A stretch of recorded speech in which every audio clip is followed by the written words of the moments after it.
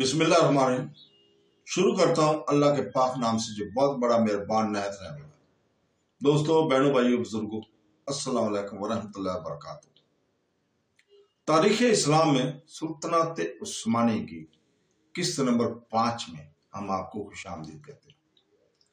دوستو، بہنوں، بھائیوں، بزرگوں، السلام علیکم ورحمۃ اللہ وبرکاتہ۔ یعنی چری کے بعد یہ فوج کا نام تھا۔ یعنی چری کے بعد علاؤدین نے دوسری فوجوں کے تنظیم بھی شروع کی تھی۔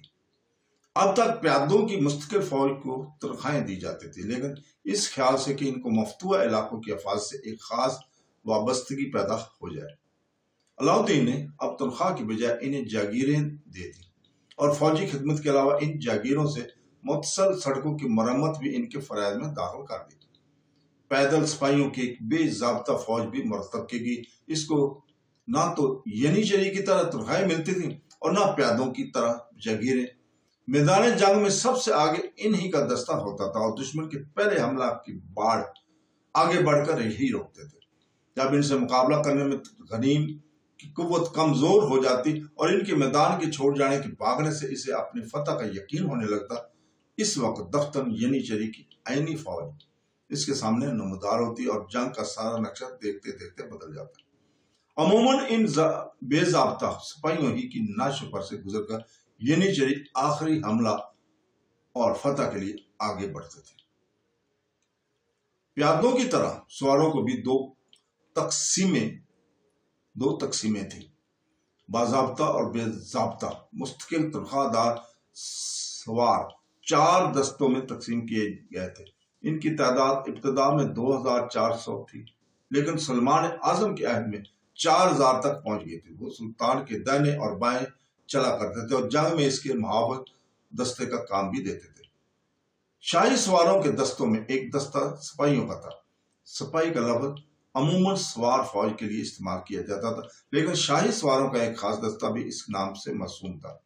تنخواہ دار سواروں کے علاوہ علاؤدین نے جاگیرداروں سواروں کے بھی ایک فوج مرتب کی ہوئی تھی۔ ان کی جاگیروں کو ضمانت اور تیمار کہتے تھے۔ تنخواہ داری اور جاگیردار سواروں کے علاوہ بے ضابطہ سواروں کو بھی ایک فوج تھی جو اکنجی کہلانے تھے۔ ان کو نہ تنخواہیں ملتی تھی نہ جاگیریں۔ جنگ میں لوٹ مار کر جو کچھ حاصل کر لیتے تھے وہی ان کا معاوضہ تھا۔ قدیم دستور کے موافق عثمانی فوجوں کی روانگی کے وقت یہ ایک بڑی تعداد میں بلائے جاتے تھے۔ یہ گویا مقدمہ جیش تھے اور باقاعدہ افواج کے لیے پہلے اسے راستہ صاف کر رکھتے تھے۔ دشمن کے دلوں میں ان کی دہشت بھی ینیچری اور سپاہیوں سے کم نہ تھی، لیکن انہی کے سب سے زیادہ خطرات کا سامنا بھی کرنا پڑتا تھا۔ علاؤدین نے اپنی فوجی اصلاح سے ترکوں کی ایک باضابطہ اور مستقل فوج تیار کر دی تھی، جس کی نظیر ایک صدی تک پورے یورپ میں پیدا نہ ہو سکے۔ چارلس ہفتم شاہ فرانس کی 15 فوجی دستے جو عہد جدید کی پہلی مستقل فوج سمجھی جاتی تھی اور خان کی مستقل اور تنخواہ دار سپاہ سے پورے 100 برس بعد وجود میں آئے۔ مسٹر ہربرٹ گمبس نے عثمانی کی اس امتیاز جسے عموماً تمام مورخین تسلیم کرتے ہیں انکار کیا ہے، اور ایڈورڈ ڈسم شاہ انگلستان کی باقاعدہ پیدل فوج کا ذکر کیا ہے، جس نے سن 1346 عیسوی میں جنگ کریسی میں حصہ لیا تھا۔ لیکن جیسا کہ وہ خود لکھتے ہیں، ایڈورڈ نے ایک ایسی فوج مرتب کی تھی جو صرف ضرورت کے وقت جنگ کے لیے طلب کی جا سکتی تھی، برخلاف اس کے کہ اور خان کی فوج ایک مستقل فوج تھی جسے باقاعدہ تنخواہیں دی جاتی تھی اور جو ہمہ وقت جنگ کے لیے مستعد اور تیار رہتی تھی۔ چنانچہ یہ امر مسٹر گمبس کو بھی تسلیم ہے کہ فوج کی مکمل تنظیم اور اسے ہمیشہ جنگ کے لیے تیار رکھنے کی اولیت عثمانیوں ہی کو حاصل ہے۔ علاؤدین کی فوجی نظام کی ایک نمایاں خصوصی یہ تھی کہ بادشاہ اور فوج کے درمیان براہ راست تعلق پیدا ہو گیا تھا اور درمیانی اشخاص کی ضرورت باقی نہیں رہی تھی، جن کی وساطت سے عثمان اور ترغرل کے سپاہی فراہم ہوتے تھے۔ بے ضابطہ پیدل اور سوار فوجوں کے علاوہ جو صرف لڑائی کے موقع پر بلائی جاتی تھی، بقیہ تمام فوج تنخواہ دار یا جاگیردار تھی اور سب کی کمان سلطان کے ہاتھ میں تھی۔ مسٹر گمبس ایک قدیم اور واقف کا سیاہ بروکے کا بیان نقل کیا کہ عثمانی کو پہلے ہی سے معلوم ہو جاتا تھا کہ عیسائی فوجیں کب آ رہی ہیں اور کہاں ان سے مقابلہ کرنا مفید ہوگا۔ وجہ یہ تھی کہ عثمانی جنگ کے لیے ہمیشہ تیار رہتے تھے اور ان کی چوائش اور جاسوس صحیح رہنمائی کرتے تھے۔ سیاہ مذکور لکھتا ہے وہ عثمانی دفتر روانہ ہو سکتے ہیں اور 100 عیسائی سپاہی بعد نسبت 10,000 عثمانی کی زیادہ شور کریں گے۔ تبل بجتے ہی وہ فوراً کوچ کر دیتے ہیں اور جب تک حکم نہ ملے ہرگز اپنے قدم نہیں روکتے۔ ہلکے اسلحہ سے مسلح ہونے کی وجہ سے وہ ایک رات میں اتنی مسافت طے کر لیتے ہیں جتنی ان کے عیسائی حریف 3 دن میں طے کرتے تھے۔ علاؤدین پہلے عثمانی ترک ہے جسے بادشاہ کا خطاب ملا۔ اس کے بعد یہ خطاب اور خان کے سب سے بڑے لڑکے سلمان کو دیا گیا۔ شروع میں پاشا کا خطاب عثمانی فرمانروا کے بڑے لڑکے کے لیے مخصوص تھا، لیکن مراد اول کا بڑا لڑکا چونکہ باغی ہو گیا تھا اور بقیہ لڑکے اس وقت نابالغ تھے، اسی لیے مراد نے یہ خطاب قرا خلیل کو دیا۔ اس کے بعد ولی عہد کی تخصیص جاتی رہی اور بڑے بڑے فوجی اور ملکی عہدے داروں کو بھی یہ خطاب دیا جانے لگا۔ اس طرح وزارت کا عہدہ بھی علاؤدین کے بعد شاہی خاندان سے نکل گیا اور خان نے اپنی حکومت کے پہلے ہی سال 726 ہجری مطابق 1326 عیسوی میں نائکو میڈیا پر قبضہ کر لیا تھا۔ بھروسہ چند مہینے قبل فتح ہو چکا تھا آلریڈی۔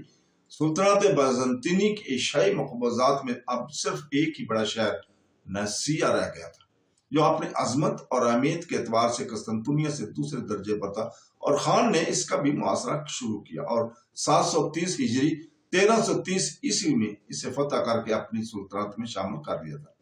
اور خان نے نائسیا کے باشندوں کو اجازت دے دی تھی کہ اگر چاہے تو اپنا تمام مال اور اسباب لے کر کسی دوسرے شہر میں چلے جائیں، لیکن بروسا کے باشندوں کی طرح یہ لوگ بھی بکثریت اسلام میں داخل ہو گئے اور اپنے وطن ہی میں مقیم رہے تھے۔ اسی طرح سن 734 ہجری 1333 عیسوی میں ترکی ریاست کراچی کے امیر نے انتقال کیا اور اس کے بڑے لڑکے نے تخت پر قبضہ کر کے اپنے چھوٹے بھائی کو قتل کرا دیا، اور خان چھوٹے لڑکے کا طرفدار تھا۔ اس کے خون کا بدلہ لینے کے لیے وہ کراچی پر حملہ آور ہوا۔ بڑا لڑکا شکست کھا کر بھاگا اور 737 ہجری 1336 عیسوی میں پوری ریاست پر اور خان کا قبضہ ہو گیا۔ اس کے بعد اور خان نے اناطولیہ کے شمال مغربی گوشہ کے چند اور چھوٹی چھوٹی ترکی ریاستیں بھی عثمانی مقبوضات میں شامل کر لیں۔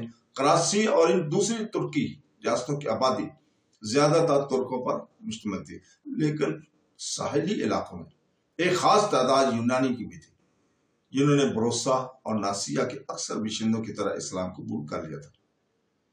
ان فتوحات کے بعد تقریباً 20 سال تک کسی جنگ کی نوبت نہیں آئی اور خان پوری توجہ کے ساتھ ملکی اور فوجی آئین کی تنظیم اور تکمیل میں مصروف رہا۔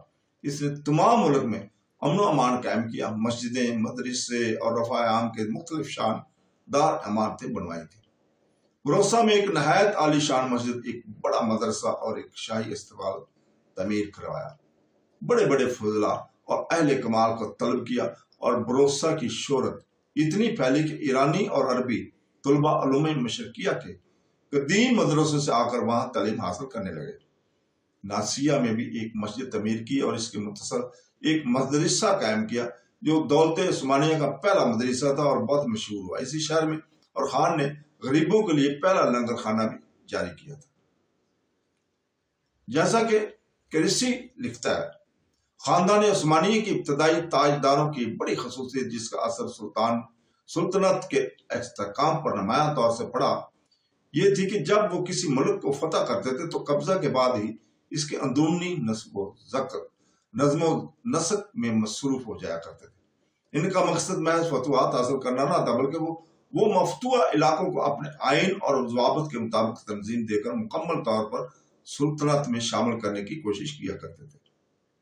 اس طرح بجائے اس کے کہ اپنی فتوحات سے مختلف صوبوں اور بے میل آبادیوں کو ایک غیر مرتب شکل میں اکٹھا کرتے، انہوں نے ایشیا کوچک میں ایک مرتب اور پائیدار حکومت قائم کر دی تھی۔ قدیم اور جدید کی دوسری مشرقی سلطنتوں کے مقابلے میں دولت عثمانیہ کے زیادہ مدت تک قائم رہنے کی ایک بڑی وجہ اس کی ابتدائی فرمانرواؤں کی یہی پالیسی ہے، اور چونکہ اس پالیسی پر یورپ، شام اور مصر سے زیادہ ایشیا کوچک کی فتوحات میں عمل کیا گیا، اسی لیے وہیں عثمانیوں کی حکومت کو زیادہ استقلال بھی نصیب ہوا۔ اس میں شبہ نہیں کہ ایشیا کوچک میں استقلال کی ایک بڑی وجہ یہ بھی تھی کہ وہاں ترکوں کی آبادی کثرت سے پھیلی ہوئی تھی، لیکن سلطنت کے استحکام میں فاتحین عثمانی کی اس دانش مندانہ پالیسی کو بھی کچھ کم دخل نہ تھا۔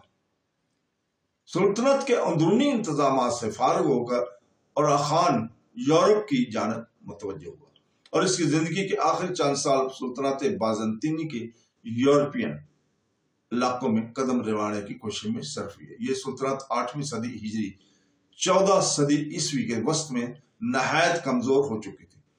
اس کے مقبوضات جو صدیوں تک یورپ میں دریائے ڈینوب اور ایشیا میں اناطولیہ اور شام تک پھیلے ہوئے تھے، اب صرف تھریس، مقدونیہ کے جس میں سالونیا شامل تھا، اور یونان میں سوریا کے ایک بڑے حصہ تک محدود ہو کر رہ گئے تھے۔